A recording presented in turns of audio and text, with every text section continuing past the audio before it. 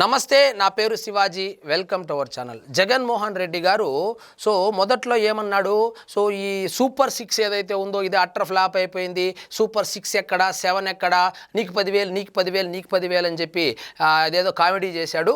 అది మిస్ఫైర్ అయింది, జనాల్లోకి సరిగ్గా వెళ్ళలేదు. మనము ఎంత ఏడ్చినా కూడా కూటమి ప్రభుత్వం తన పని తాను చేసుకుంటా వెళ్ళిపోతా ఉంది. సరే, మనము చేయలేదని చెప్తే జనాలు నమ్మడం లేదు, ఎందుకంటే ఆ గ్రౌండ్లో కనబడతా ఉంది కదా ఏం చేస్తా ఉన్నారు అనేది.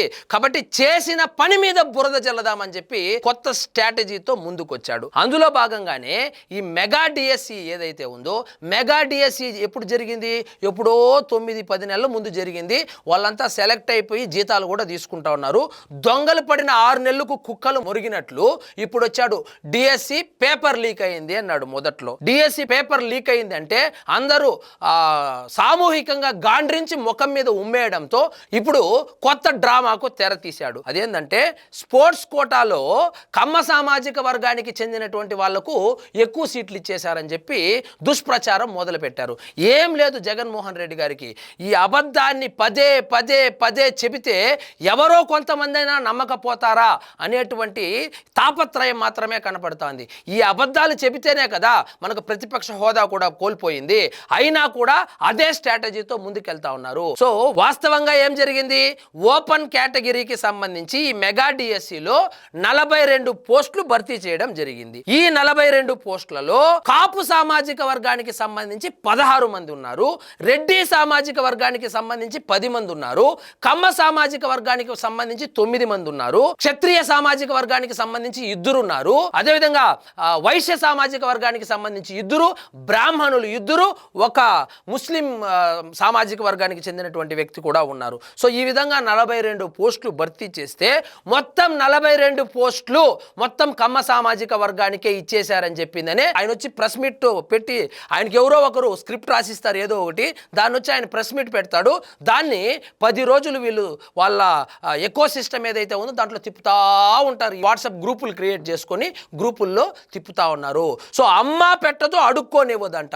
నేను ప్రతి సంవత్సరము జాబ్ క్యాలెండర్ ఇస్తానని చెప్పి హామీ ఇచ్చి అధికారంలోకి వచ్చినటువంటి జగన్మోహన్ రెడ్డి గారు ఒకే ఒక్క సంవత్సరం కూడా జాబ్ క్యాలెండర్ ఇవ్వకపోగా, సరే అప్పుడు తప్పేదో జరిగిపోయింది, ఇప్పుడు కూటమి ప్రభుత్వం వచ్చింది, ఎన్నికల్లో ఇచ్చినటువంటి హామీలో భాగంగా డిఎస్సిని మెగా డిఎస్సి చేసి దాదాపు 17,000 మందికి ఉద్యోగ అవకాశాలు కల్పిస్తే వాళ్ళ మీద బురద జల్లేటువంటి ప్రయత్నం చేస్తూ ఉన్నారు.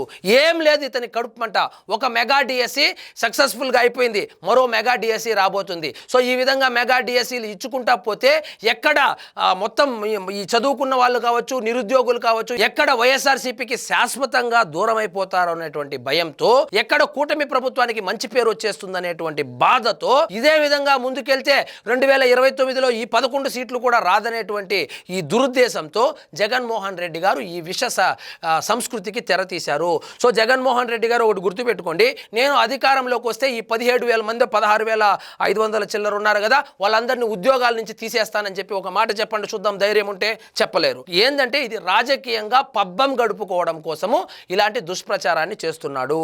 ఇంతకు ముందు పోలీస్ డిపార్ట్మెంట్కి సంబంధించి తెలుగుదేశం పార్టీ మీద ఇదే విధంగా కమ్మ సామాజిక వర్గానికి చెందినటువంటి వాళ్లకు ఏదో ప్రమోషన్లు ఇచ్చేశాడని, కమ్మ సామాజిక వర్గానికి చెందినటువంటి వాళ్లకు మాత్రమే పోలీసు శాఖల్లో పదోన్నతులు వస్తా ఉన్నాయని చెప్పి అబద్ధాలు చెప్పి చెప్పి చెప్పి అధికారంలోకి రావడం జరిగింది. అధికారంలోకి వచ్చిన తరువాత పరిశీలిస్తే ఎంతమంది కమ్మ సామాజిక వర్గానికి చెందినటువంటి వాళ్ళు ఉన్నారని చూస్తే అప్పుడు జనాలకు అర్థమయ్యి, అప్పుడు జగన్మోహన్ రెడ్డి గారు చెప్పిందంతా అబద్ధాలని చెప్పి నమ్మి ఆయన్ని జగన్మోహన్ రెడ్డి గారిని ప్రతిపక్ష నాయకుడిగా కూడా పనికిరావని చెప్పి ప్రతిపక్ష హోదా కూడా లేకుండా ఆయన్ని బెంగళూరుకు తరిమి కొట్టారు. ఇదే పని పెట్టుకున్నాడు. ఒక అబద్ధాన్ని చెప్పడం, దాన్ని రుద్దడం. ఎవరో కొంతమంది నమ్ముతారు, ఆ నమ్మితే ఆ నమ్మిన వాళ్ళు ఏదో 4 ఓట్లు పడతాయి అనేటువంటి దురుద్దేశంతో నిష్పక్షపాతంగా జరిగినటువంటి మెగా డిఎస్సి మీద దాదాపు 250 కేసులు ఏమో వేయించాడు. డిఎస్సి జరగకూడదని చెప్పి 250 కేసులు వేస్తే అవన్నీ దాటుకొని మెగా డిఎస్సి నిర్వహించి వాళ్ళకంతా ఆ ఉద్యోగ అవకాశాలు కల్పించి ఆ పోస్టులన్నీ భర్తీ చేస్తే ఇప్పుడు చేసేదేమీ లేకుండా చేసినటువంటి పని మీద బురద జల్లేటువంటి ప్రయత్నం మొదలుపెట్టాడు. కమ్మ సామాజిక వర్గానికి సంబంధించి వచ్చినటువంటి పోస్టులు ఏవైతే ఉన్నాయో అవి 9 మాత్రమే. ఈయన చెప్తా ఉన్నట్లు అన్ని కమ్మ సామాజిక వర్గానికి వర్గానికి ఏమీ లేదు. ఇంకా చెప్పాలంటే రెడ్డి సామాజిక వర్గానికే ఎక్కువ ఉన్నాయి. 10 మంది రెడ్డి సామాజిక వర్గానికి చెందినటువంటి వాళ్ళు ఉన్నారు, 16 మంది కాపు సామాజిక వర్గానికి చెందినటువంటి వాళ్ళు ఉన్నారు. అంటే ఇంకా నయము, మొత్తం పోస్టులన్నీ కమ్మ వాళ్ళకి అంటే కమ్మ వాళ్ళు ఆంధ్రప్రదేశ్లో బతకూడదా? వాళ్ళు మనుషులు కాదా? వాళ్ళు చదువుకోకూడదా? వాళ్ళు డిఎస్సి రాయకూడదా? వాళ్ళు టీచర్లు కాకూడదా? అసలు జగన్మోహన్ రెడ్డి గారికి ఈ కమ్మ సామాజిక వర్గం మీద ఈ ద్వేషం ఎప్పుడు మొదలైందో తెలియదు, కానీ ఆ ద్వేషము రోజు రోజుకు పెరిగిపోయి ప్రతి దానిలో రంధ్రాన్వేషణ చేస్తున్నాడు.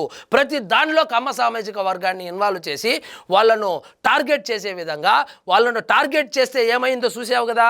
సో 2024 ఎన్నికలు అదే 2029లో కూడా రిపీట్ అవుతుంది.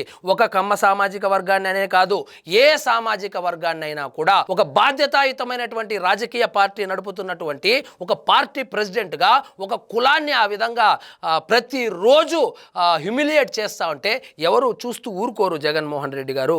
కాబట్టి జగన్మోహన్ రెడ్డి గారు చేస్తున్నటువంటి ఈ విష ప్రచారం ఏదైతే ఉందో మెగా డిఎస్సి మీద, మొదట్లో పేపర్ లీక్ అని మొదలుపెట్టాడు. ఆ పేపర్ లీక్ అనగానే మొత్తం గాండ్రించి ఉమ్మేశారు. సో ఇప్పుడు ఈ కులాన్ని తీసుకొని వచ్చి ఈ కుల రాజకీయాలు చేస్తున్నారు. ఇంకొకసారి గాండ్రించి ఉమ్మేస్తే మరొక కొత్త స్ట్రాటజీతో ముందుకు వస్తారు.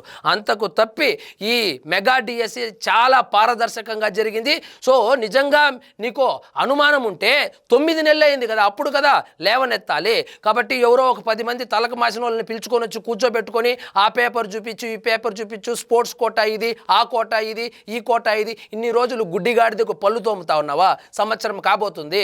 ఇప్పుడు వచ్చిందనే, నిద్ర లేసి వచ్చిందనే ఇప్పుడు వచ్చి ఇలా జరిగింది, అవకతవకలు జరిగింది, పేపర్ లీక్ అయ్యింది, అన్నీ ఒకటే సామాజిక వర్గానికి ఇచ్చేశారని ఇది ఏమి ఏడుపు? సో అసత్య ప్రచారాలు నిజంగా కన్స్ట్రక్టివ్గా ఏదైనా కనుక జరిగి ఉంటే నువ్వు విచారణ కోరు, విచారణ వేయించుకో. సో కోర్టుకెళ్ళు, కోర్టులో ఎలాగో మనకు అలవాటే కదా, డిఎస్సి జరగకూడదని 250 కేసులు వేసావు కదా.